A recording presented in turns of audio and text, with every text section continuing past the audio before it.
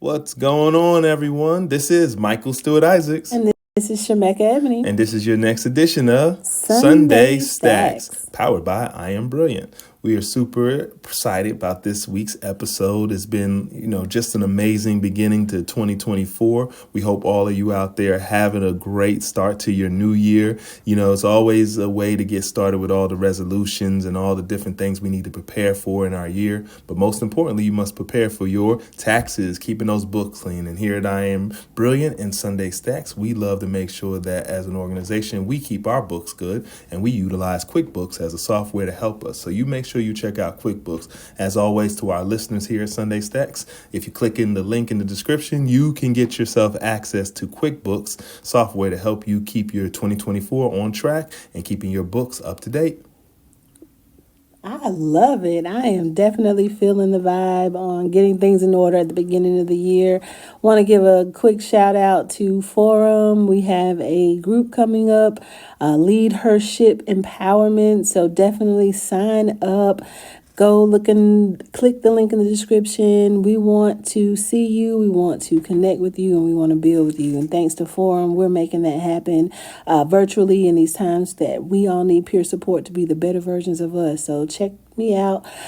We have it coming up January 21st, and we want to see you in the space. That is awesome. And anyone knows that if you spend any time with Shemekka, it's a time well had. So definitely check her out on her platforms. Just definitely building and connecting. Well, this particular episode is very special, you all. We're talking about the thing that is on everyone's mind, and that's how we pay attention. Yes, pay attention is our topic for today. And what do we mean? This is like a play on words, Mr. Mike. That's what I'm telling the world. This is a play on words. How do we pay attention? So nowadays we're in a world where everyone essentially has understood the nature of the possibilities of being on social media, the possibilities of building your personal brand or a brand in general, a retail brand. I mean, you have everyone out here using every type of social platform that Meta has, every Right. platform, TikTok. I mean, we have shopping platforms on TikTok. You have Shopify's. You have everything you could possibly ask yourself for to do what? Pay attention. Yes, we have to learn how to pay attention. So as an audience and as a people, as the last few years, adapting ourselves to social media and learning how to get out here and really build your side hustle or really build a whole new career in entrepreneurship. If we can pay attention, meaning how do we start to get the support that we need to start growing our followers and our listeners? So here at Sunday Stacks, we're just kind of going to break this down a little bit because we as an organization, we focus on family, community, and company. And as we look to pay attention, we're looking at a lot of launches this year. So we're excited to share that with our listeners. With that, you all know, like and subscribe here on YouTube. This is where we're launching our podcast series. Our goal is to get this to as many people as possible, continue to grow our episodes. We're going to get more releases out to you all. But again, part of that is how do we get you all to pay attention? At the same time, we're going to have to learn how to pay for attention or pay attention to really grow and build. So what's your thoughts on the world today in regards to social media, and how do you think is the best way for someone to get social attention or really grow their personal brands? Oh my goodness. This has been like the fixed fight when we think about what paying attention has come to these days.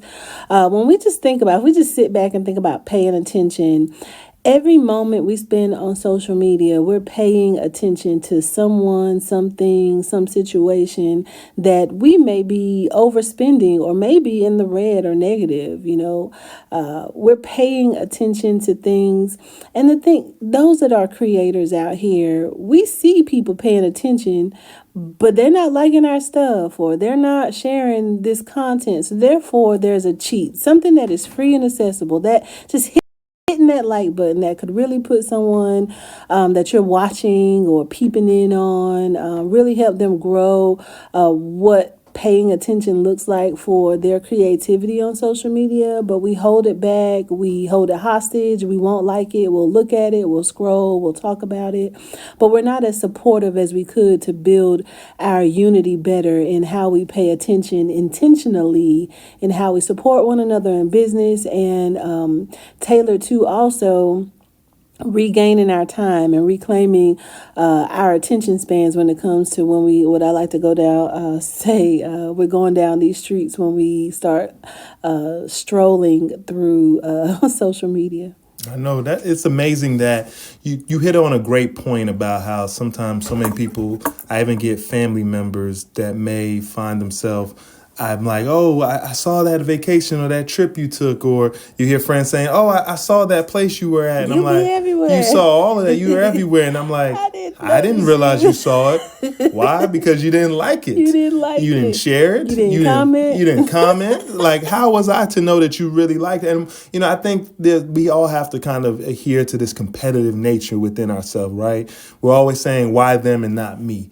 Right. In the mindset of paying attention, we always wonder when someone puts out content. We grew up with TV. You're like, someone on TV, they got to be the superstar. They got to be the person making all that money because they're on TV.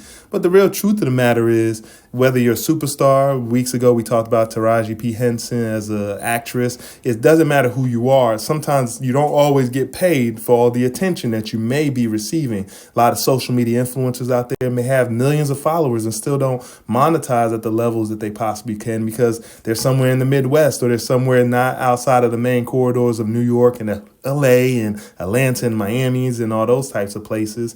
And essentially you want to grow in the greater markets. One thing I'm learning with the algorithms outside of paying for the actual advertisements and things that you may need for people to grow your channels or your boosting on the meta platforms and stuff. We're boosting, right? We're trying to grab new audiences, but all they do is take more of the same people that you already have in your families and your friends, and they find more people like them. And if they're not liking and subscribing to your stuff, then does that really help you in the world of boosting and paying attention? So I realize in all of this, the best thing you can do in the social world, even with the ability to pay and, getting subscribers and getting people behind what you're doing, is just be a part of what people are doing, being in the community, being involved, getting people to really authentically see that who you are on social is who you are in your everyday life. I just want to point out, we subscribe to people we'll never see, but we won't subscribe to people that we know in our community that are doing good.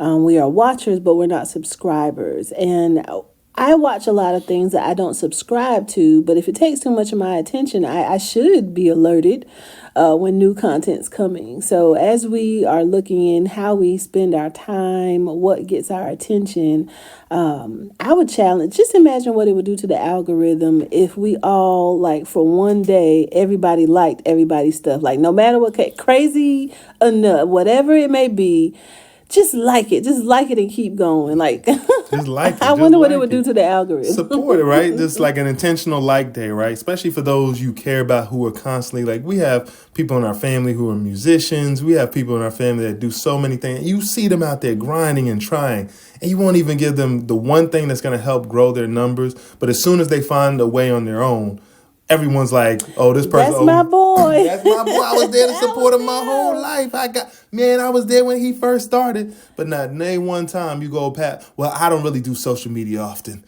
That's what people say. Yeah. I really am not up there often. Well, how you seeing all this I'm doing and you ain't up there as often as you say you are? Again, we have to realize that a simple like, a simple subscribe, and all these different things can go a long way and towards helping people pay attention, both by what you're doing as well as not get it twisted. This is about attracting advertisers, right? So advertisers like to see the engagement. And if there's no engagement, even though you're making all this great content, then it's for naught. And we're not saying this for our platforms or anything, right? We're entrepreneurs. We find different ways to grow and build our wealth. But we would love an opportunity to transition what we're doing on our platforms to really show people, hey, tune in, check out. We're going to keep feeding you. We're going to keep giving more great content, great insights, take you places that we go and get involved in. And that's the key to it. And if you like what you're seeing that we're doing, please like and subscribe. Like the Sunday Stacks platform, like what we're doing with I Am Brilliant. And guess what? We're launching a new platform. That's the Brilliant Bunch. Yes, we are launching the Brilliant Bunch officially on YouTube. So definitely look for that to like and subscribe. What is the Brilliant Bunch? Well, the Brilliant Bunch is going to be a multifaceted platform that that we are using to launch our young children who are geniuses on their own.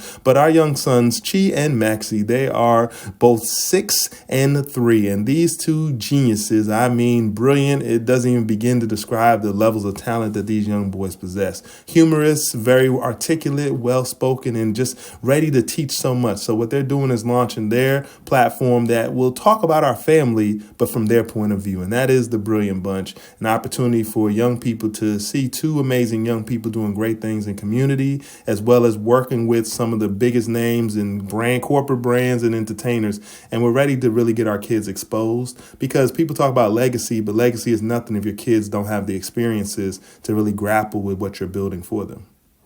That's good. Thank you for that content. Yes. So as we are looking to talk about things we are doing in our FCC modeling, we can't forget the middle C, which is for community. And this week we had a phenomenal opportunity to really take our energy, all this attention that we're paying, right? And we were able to give some attention to an amazing organization in our home state of North Carolina, based out of Raleigh off of South Saunders Street, an organization called SHIP Outreach. You heard that, SHIP, SHIP Outreach. Check them out. This is a phenomenal organization that Shemekka got involved with and was able to bring us to one of her many community outings in the Shemekka Mobile. And we were able to pull up and just roll up on this amazing organization doing some great things. Would you tell us a little bit about what you know about SHIP Outreach and tell the people why they should definitely check out and support this wonderful organization out of Raleigh, North Carolina? Absolutely. So I'm a part of a group called Successful Businesswomen, and a couple of weeks ago there was a post in there about an upcoming event that would be here in January that really wanted to center on this group serving those that may be working with or in partnership with this human trafficking prevention organization called SHIP Outreach. I got more than what I would have imagined getting the opportunity to see the operation. They have not only a thrift shop, they have a grocery store, they have a weight room for physical fitness, they have like pull-up medical services, boxing equipment, all of that. They feed community, they meet people where they are, no shame, no shade. I was happy to hear that this was like an outreach centered mission of a church called, I think, the SHIP is the name of the church as well. But we got a chance to meet Pastor Chris and his wife, and the great work that they've been doing. He gave me an incredible tip and practical experience to add to my Name That label out of my book, While I'm Getting Naked, to my teaching. So it was good to get that impartation from him, from his visits to South Africa and the work that he and his wife in ministry had been doing over there. So it was good to meet them, meet Alyssa, who's doing some creative, engaging community, like on a large scale. Like she had, for Human Trafficking Awareness Month and Human Trafficking Awareness Day, they had a lot of things turning blue in the city of Raleigh. So that was pretty dope. Shout out to Alyssa for great community organizing and bringing together resources,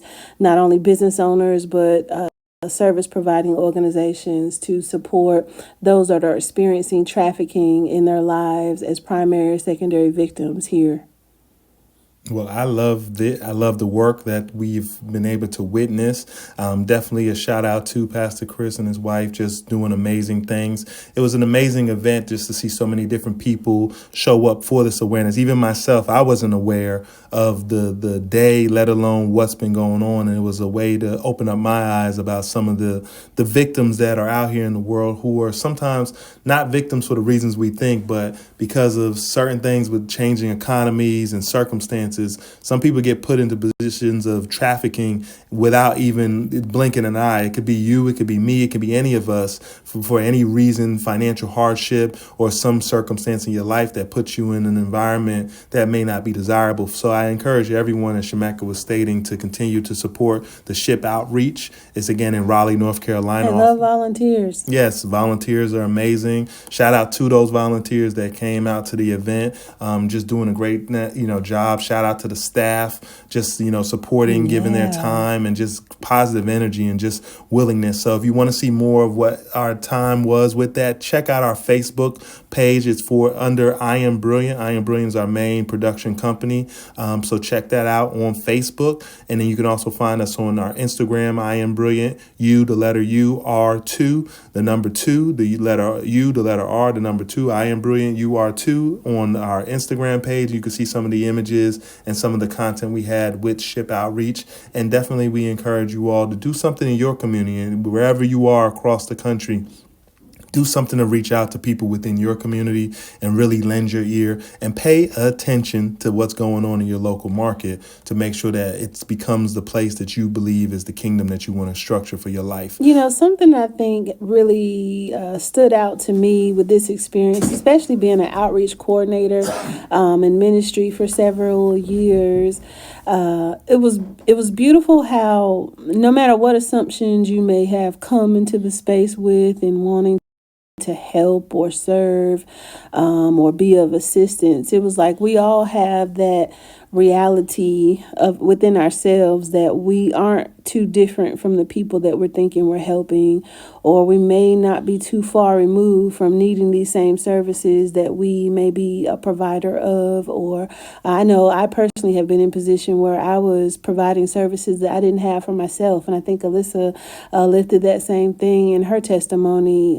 So there could be some around us that are suffering in silence too. So we want to also lift up this Ship Outreach as a space. If you need community support, if you need resources, they not only have food on site, but they also do feedings, dinners in some cases that you might want to check into. And then also they could be a local site for a food pantry. All right. Well, with this transition, it is time for the Wiz of the Week. Yes. Wiz of the Week is here, y'all. And this one is like always. We always have a different take each week on what is considered the Wiz of the Week. So what we are looking at this week, it's been a unique controversy that's starting to come up. It was brought up by the good brother Roland Martin on his network television show, Black Star Network. And he brought up a topic that I thought was really, really deep, was in regards to Tubi and the fact that how do Black-owned media get screwed by the advertisers? Now, we were talking about attracting ad dollars and paying attention. And us as a Sunday Stags organization, we are a Black-owned media company, but we speak about family, community, and company. So we are open for anyone that's looking for that wisdom and growth in whatever they're building. But as we also know, sometimes people feel that content that they watch and see should be made and look by people that look like them, right? It's pretty reasonable to understand that people want content that look like owned by the people who look like them. But what tends to happen sometimes is the way the marketing dollars and the advertising and ratings and those kind of things start to get spewed, cultures and people within the media space don't always get their fair share. And sometimes there are people of other cultures who may adapt or take versions of people's culture, and then they're able to find better ways to monetize off of it. So Roland brought up an interesting conversation in regards to breaking down the ownership structure of Tubi. I encourage you to check out the episode for yourself, as well as looking at the fact that Tubi may not as a platform be Black owned, but it does support a lot of Black content makers out there who are getting distribution through this platform, and then thus through word of mouth. And because of the types of content they put on there, it tends to get large audiences to follow it, thus taking our time, thus keeping us from watching other political driven platforms and so forth.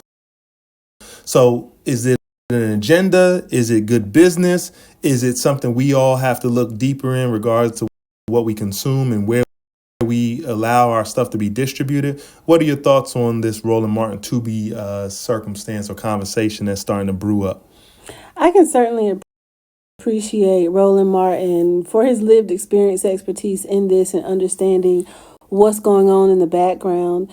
What it lets me see, I guess, from an eagle's eye view is that he's been sharing the same message for years, as far as how Black advertising dollars are kind of scarcely thrown off to the side as scraps, and then it makes it more competitive and crabs in the barrel when it comes to how we grow.